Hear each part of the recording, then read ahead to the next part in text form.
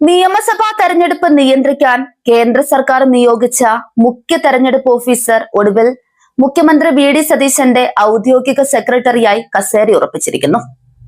മുൻ chief electoral ഓഫീസറായിരുന്ന Ratan കേൽക്കറെ മുഖ്യമന്ത്രിയുടെ സെക്രട്ടറിയായി നിയമിച്ച വി.ഡി. സതീശന്റെ നടപടി കേരളത്തെ സംഘപരിവാർ ശക്തികൾക്ക് മുൻപിൽ പൂർണ്ണമായും പണിയപ്പെടുത്താനുള്ള കോൺഗ്രസിന്റെ അണിയറ നീക്കങ്ങളുടെ ഒടുവിലത്തെ തെളിവായി മാറിയിരിക്കുകയാണ്. ബി.ജെ.പി ഭരിക്കുന്ന ഉത്തരേന്ത്യൻ സംസ്ഥാനങ്ങളിൽ ജനാധിപത്യത്തെ അട്ടിമറിക്കാൻ കണ്ടുവരുന്ന അതേ അവിശുദ്ധ കീഴ്വഴക്കമാണ് പ്രബുദ്ധ കേരളത്തിലും സതീശൻ ഇപ്പോൾ നടപ്പിലാക്കിയിരിക്കുന്നത്.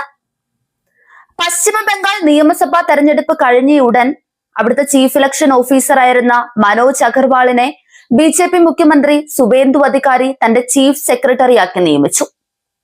അതേ അട്ടിമറി നാടകമാണ് വി.ഡി. സതീശൻ ഇപ്പോൾ കേരളത്തിലും അച്ചട്ടായി പകർത്തിയിരിക്കുന്നത്. അന്ന് ബംഗാളിൽ ബി.ജെ.പി സർക്കാർ ചെയ്ത ഈ കൂറുമാറ്റത്തെ കോൺഗ്രസ് നേതാവും ലോക്സഭാ പ്രതിപക്ഷ നേതാവുമായ രാഹുൽ ഗാന്ധി രൂക്ഷമായാണ് വിമർശിച്ചത്.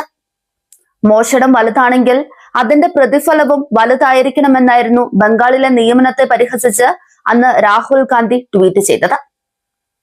അങ്ങനെയെങ്കിൽ കേരളത്തിൽ സ്വന്തം പാർട്ടിയുടെ ദേശീയ നേതാവ് ഉന്നയിച്ച ആ വലിയ മോഷണ സിദ്ധാന്തം വി.ഡി. സതീശൻ ഇവിടെ ആർക്കു വേണ്ടിയാണ് നടപ്പിലാക്കുന്നത്?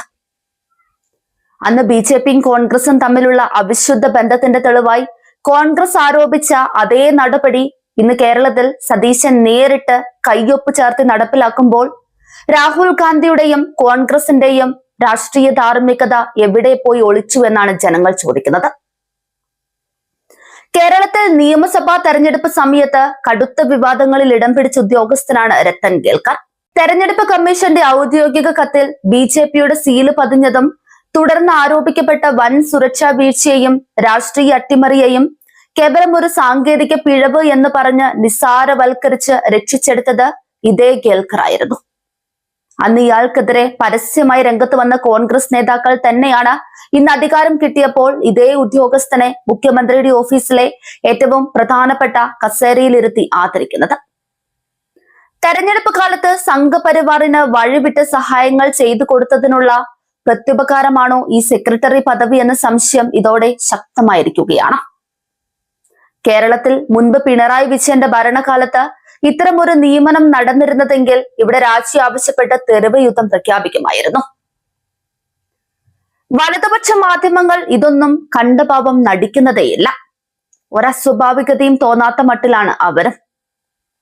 മുഖ്യമന്ത്രി പിണറായി വിജയൻ അല്ലാത്തത് കൊണ്ട് തന്നെ പ്രതിപക്ഷത്തിന്റെയോ മാധ്യമങ്ങളുടെയോ ഭാഗത്തു നിന്ന് യാതൊരുവിധ അലമുറയിടലുകളും കേൾക്കാനില്ല എന്നത് മാധ്യമ കോൺഗ്രസ് ബി.ജെ.പി കൂട്ടുകെട്ടിന്റെ ആഴം വ്യക്തമാക്കുന്നുണ്ട്.